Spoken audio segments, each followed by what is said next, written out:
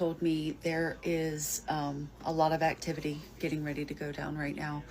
They are getting people in position as we speak.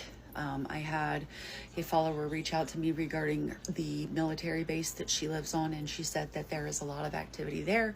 Our base has a lot of activity. There have been 4 Black Hawk helicopters, several jets, and several C-4s full of equipment taking off today.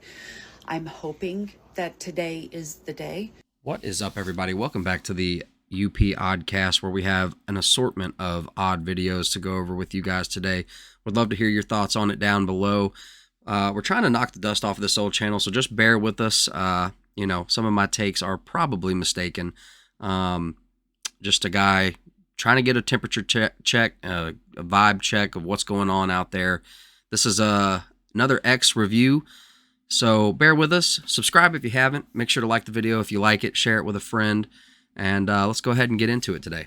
The high school runner who is accused of attacking another runner in the head with a baton says it was an accident and wants people to think about her feelings. The runner who was hit, Kaylin Tucker, says she suffered a concussion and a potential skull fracture. You're physically hurt, but you're not thinking of my mental, right? They're going off of one angle. A couple times hitting her, my baton got stuck behind her back like this, and it rolled up her back. I lost my balance, and when I pumped my arms again, she got hit. I know my intentions, and I would never hit somebody on purpose. They're assuming my character, calling me ghetto, racist slurs, death threats, all of this just because of a 9-second video. Everybody has feelings. So, I mean, anybody that looks at the video that's such doesn't a lie. see what you're saying at all. I see your arm going up and pulling it right there. Bang.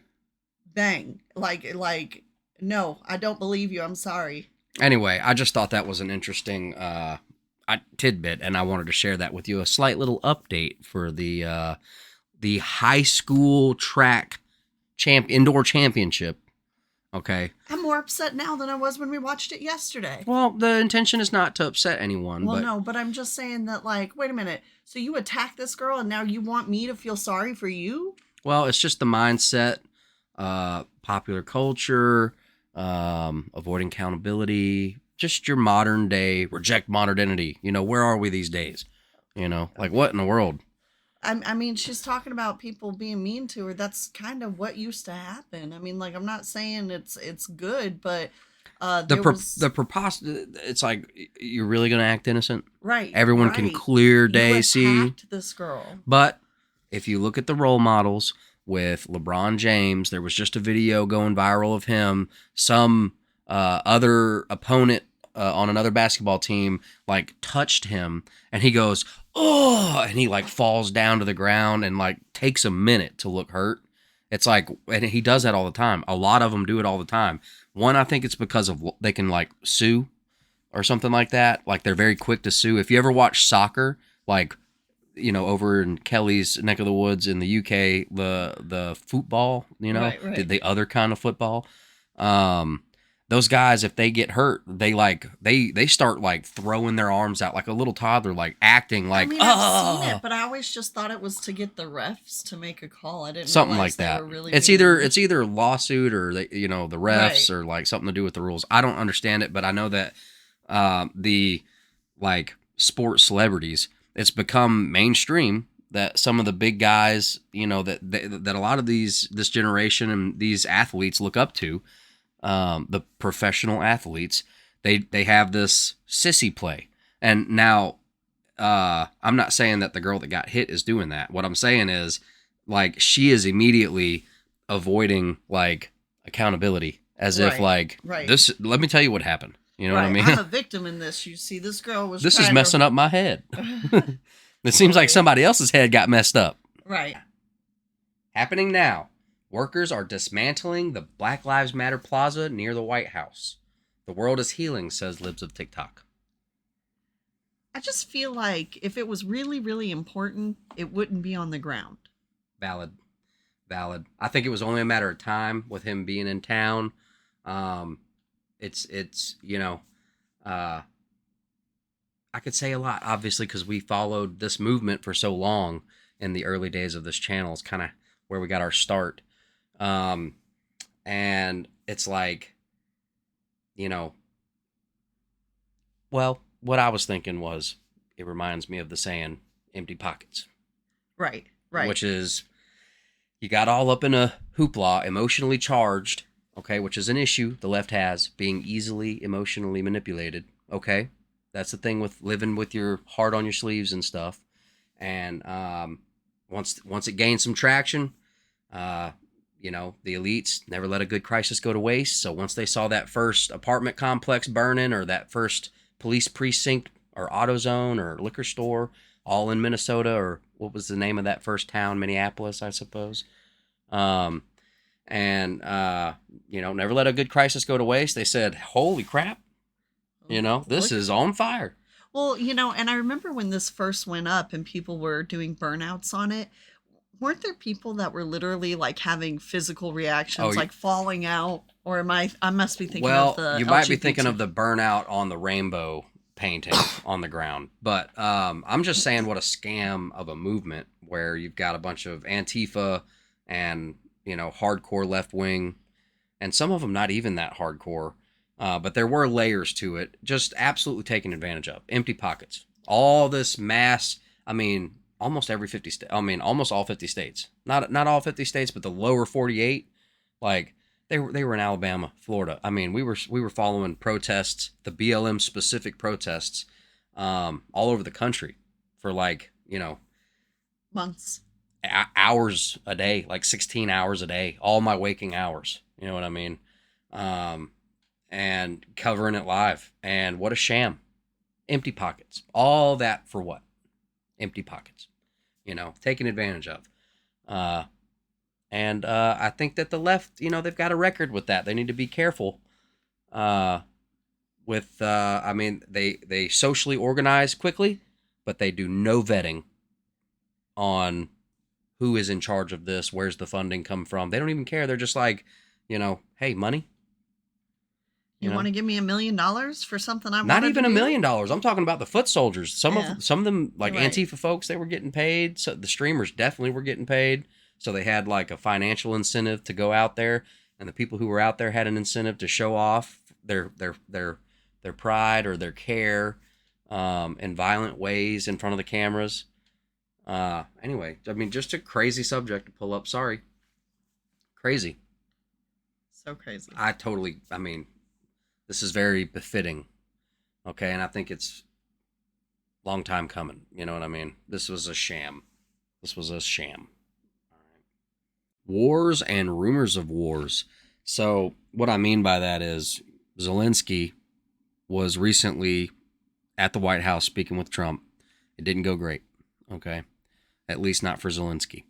All right. And I say all that to say, you know, this basically. There was a cyber attack on X today, which shut it down and may have been foreign sourced. Yes. It's a big story. You want to give us a moment on that? Well, we're not sure exactly what happened, but there was a massive cyber attack to try to bring down the X system with IP addresses originating in the Ukraine area. There was a cyber attack.